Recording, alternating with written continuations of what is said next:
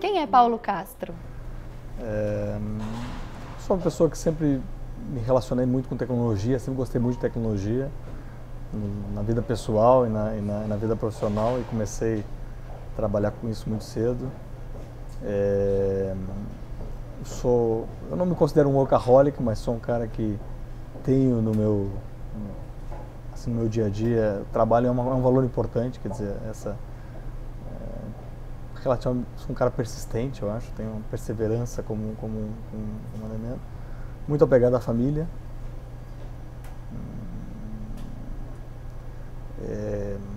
Estou nesse negócio de internet, então já me confundo de certa forma com esse negócio há mais de 20 anos, como um dos pioneiros dessa área no Brasil.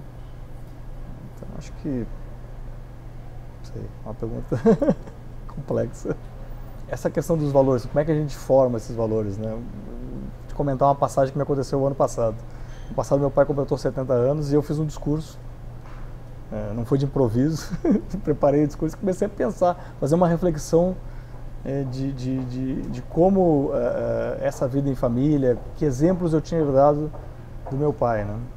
E uma das coisas que eu comentei e que ele achou super verdadeira, assim, sempre foi uma pessoa que trabalhou muito, que criou, que construiu, né, foi muito empreendedor.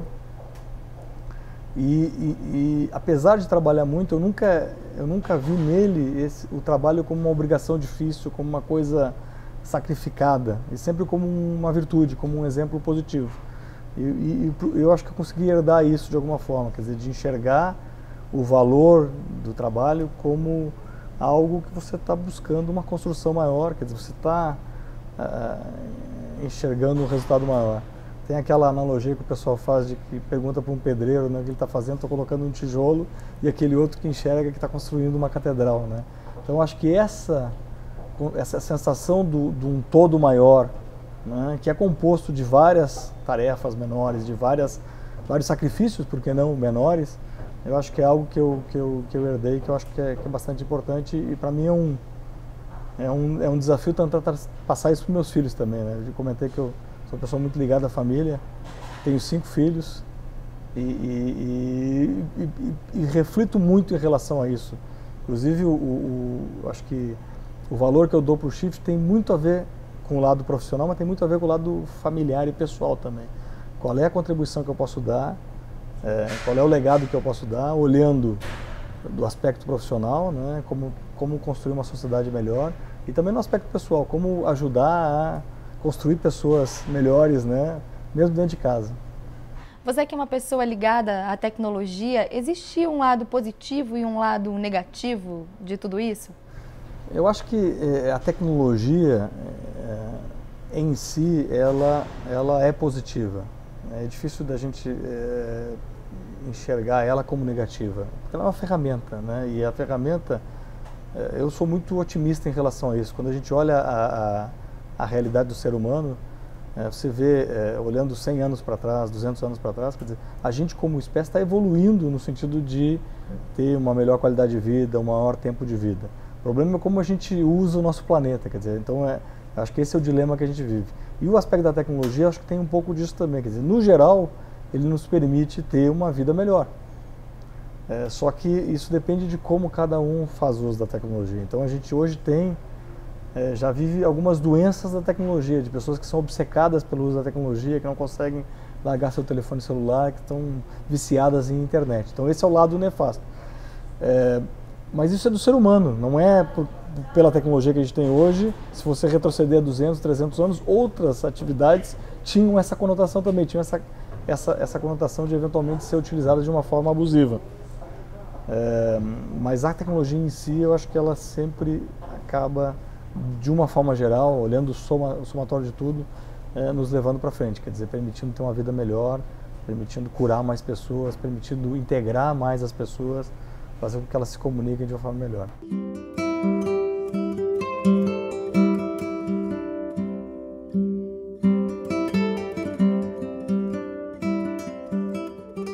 E como é que você acha que a comunicação, qual é o papel dela na construção de um mundo de uma outra maneira, com um novo olhar? Quando eu olho especificamente o que acontece com a internet, e uma batalha que a gente tem tido, eu pessoalmente, há mais de 15, 20 anos, é que eu acho que a gente tem uma tremenda oportunidade de democratização do acesso à informação, no sentido de informação, mas também de entretenimento, de cultura.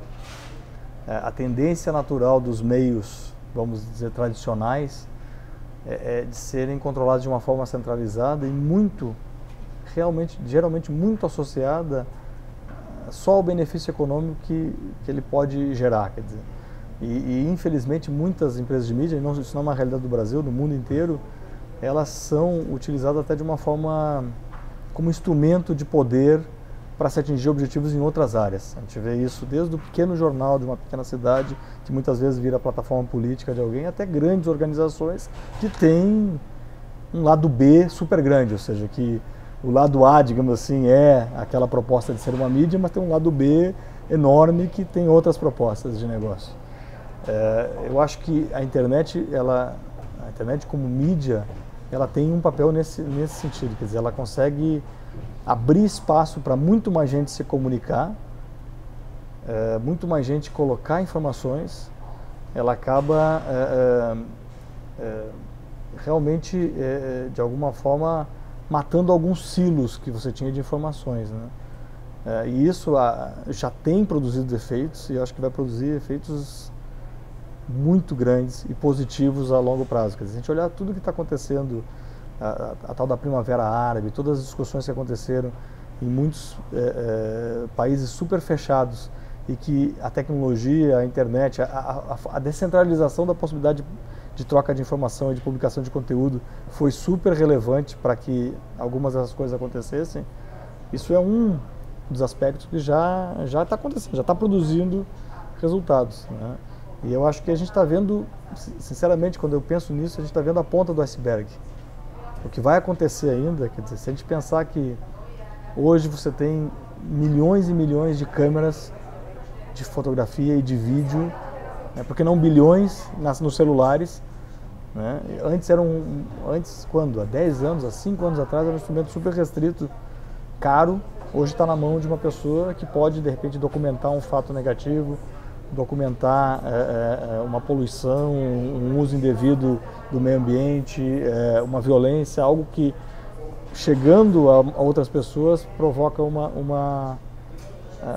combate àquilo. Então isso é um instrumento do dia a dia, e isso, de novo, a ponta do iceberg, porque quando a gente olha 3 anos para trás, você não tinha praticamente o que a gente chama hoje de smartphones, né? Os telefones inteligentes, tipo iPhone, Android, etc. O que vai ser daqui a 5 anos, quer dizer, com esse tipo de recurso, né? Você acredita que a internet e essa evolução de tecnologia, ela trouxe a democratização da informação? Eu acho que a gente não chegou lá ainda, mas eu acho que a gente avançou muito. Eu acho que hoje é muito mais difícil de você passar impune, né, a algumas coisas que aconteciam de forma natural há 20, 30 anos atrás. Tem também um lado nefasto disso, né?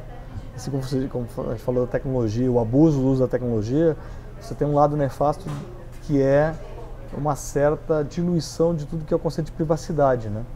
Você tem autoimposta, porque muita gente hoje, eu acho que perdeu um pouco a fronteira do que deve ser privado e o que pode ser público, né? Especialmente nas redes sociais. Você às vezes coloca informação demais, né? E em algum momento provavelmente isso vai haver um pequeno retrocesso, mas isso mais na questão das informações privadas, né? Dessa confidencialidade. Mas de um modo geral, com certeza a gente está muito mais, a gente tem muito mais informação acessível, e isso provoca de fato pelo menos um cuidado maior em quem está pensando em fazer alguma coisa errada, e praticamente você dá muito mais visibilidade a qualquer coisa que seja indevida, né? Você acha que isso trouxe de alguma forma uma superficialidade nas relações? Tem um autor que escreveu um livro há uns 2, 3 anos atrás, que ele justamente tem essa tese de que a gente está, pelo avanço da tecnologia, a gente acaba tratando os temas de uma forma mais superficial. Ele usa até ele até usa uma conotação forte, que é dizer que os nossos cérebros estão mais estreitos, né? E ele defende isso, na verdade, que essa mudança das tecnologias, a mudança da forma como a gente se comunica, ela impacta a forma como a gente pensa. E daí ele faz toda uma análise de que isso foi acontecendo ao longo da evolução do homem. Quer dizer, quando a gente não tinha escrita, a grande forma da transmissão do conhecimento de uma pessoa para outra era através dos grandes oradores. E a oratória era super valorizada. Então isso remete lá para os gregos, para os romanos, onde a oratória era super valorizada. Depois houve um momento onde veio a imprensa, né? E esses grandes oradores, inclusive, eles refutaram a ideia de uma imprensa. Se você estudar a história, você vai ver que teve grandes oradores que disseram: não, é loucura, a imprensa escrita, os livros, isso é um retrocesso, quer dizer, nós vamos perder o valor da oratória. E aí a gente viveu, aí pelo menos vários e vários séculos, onde a grande forma de comunicação entre as pessoas era a forma escrita. E isso muda o jeito que o nosso cérebro funciona. Quando você valoriza mais o escrito do que o falado. A gente vive agora uma nova revolução com essa questão de internet, de telecomunicações. E aí a revolução é muito mais, não talvez na quantidade de informações, mas na velocidade que essas informações ocorrem. Citando um outro autor que escreveu sobre o Mauá, né, que era um empresário do Império. E é uma obra muito interessante, porque eu acho que ela tem um pouco dessa mudança do ritmo das pessoas e dos negócios. Ele comentava, né, na época do Império, que para fazer um negócio, né, o Visconde de Mauá aqui no Brasil, ele desenvolvia vários negócios com a Europa. E o ritmo do negócio era um ritmo de 40 dias, 60 dias, porque ele fazia uma proposta, mandava numa carta, colocava num navio, essa proposta ia para a Europa, depois de 30 dias, 40 dias ou 50 dias, chegava a resposta. Esse era o ritmo do negócio. Olha a realidade que nós vivemos hoje. Hoje o ritmo dos negócios é minutos, né? A loucura que uma bolsa de valores impõe às pessoas de você colocar uma notícia hoje sobre uma empresa e daqui a 5 minutos isso já está refletindo a ação da empresa. Ela sobe ou desce. Quer dizer, você tem segundos de distância entre a realização de uma atividade social, econômica e a repercussão dela para a vida das outras pessoas. E isso impõe uma adaptação da gente. Quer dizer, então, o que esse autor ele comentava é que o nosso cérebro se readapta a isso e ele funciona de uma forma diferente. E ele é um pouco crítico em relação a isso, na verdade. Ele diz que a gente precisa criar tempos de pausa, a gente precisa criar tempos de reflexão para poder, em alguns momentos, pelo menos, olhar as coisas de uma forma mais profunda. Se a gente ficar nessa superficialidade em tudo, a gente realmente vai acabar se convertendo em seres humanos piores. Essa é a tese dele. A gente faz mais coisa de forma mais superficial e no final, o resultado final disso talvez não seja melhor. A gente se engana que faz mais coisas, mas na verdade acaba produzindo menos. É uma super crítica e é difícil de lidar com ela, na verdade. É difícil de lidar com ela e também é muito complicado, porque quando a gente vive a situação que a gente está vivendo hoje, você está dentro do navio e o mundo está passando. Você não consegue visualizar claramente tudo o que está acontecendo.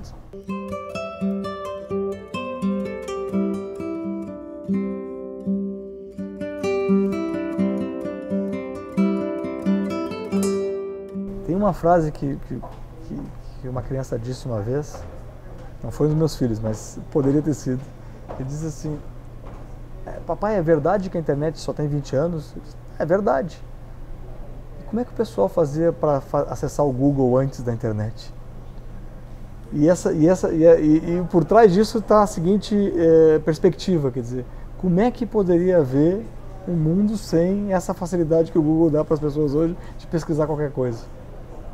Ele não está considerando que o Google veio depois da internet, está considerando como uma coisa essencial. E eu acho que quando a gente aborda esse tipo de tema, quando a gente começa a analisar isso, eu vejo como tem contribuição para a gente dar, né? E aí um pouco desse papel que o Shift pode dar, quer dizer, contribuições em que sentido? Primeiro, eu acho que a gente precisa ter uma compreensão muito mais forte do que é essa mudança tecnológica e de como ela pode nos ajudar e nos atrapalhar, né? Como eu disse, no longo prazo eu sou super otimista, eu acho que a gente está evoluindo como espécie.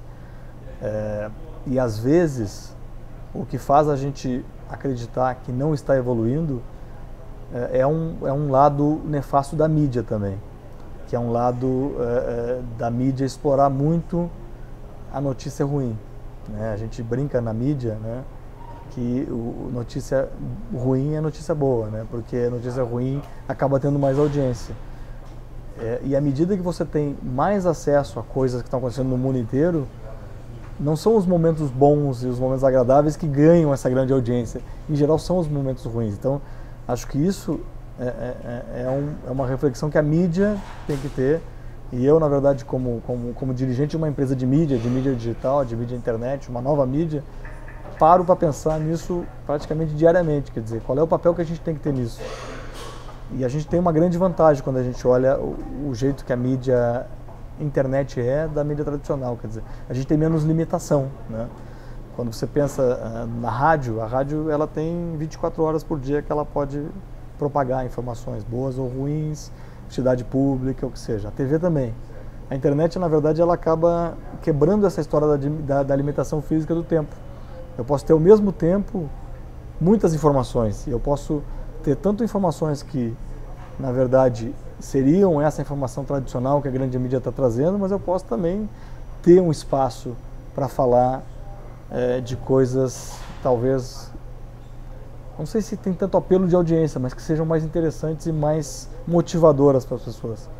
Então, acho que esse é um papel que a gente tem que estar sempre de olho e tem que cuidar para não se deixar pautar só pela grande mídia, pela mídia tradicional, porque se a gente só se pautar pela mídia tradicional, a gente vai acabar ocupando todo o espaço que o portal tem disponível para falar do mesmo que todo mundo está falando. Então tem que ter espaços para essa maior reflexão, para essa maior profundidade, para falar de coisas boas que estão acontecendo.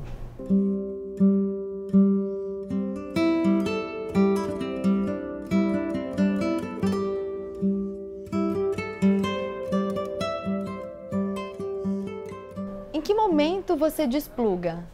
Eu gosto de esportes, né? Bom, eu fico muito tempo com a minha família, né? Porque eu acabo viajando muito durante a semana com a minha responsabilidade. Hoje eu tenho todos os países da América Latina, Estados Unidos e Espanha.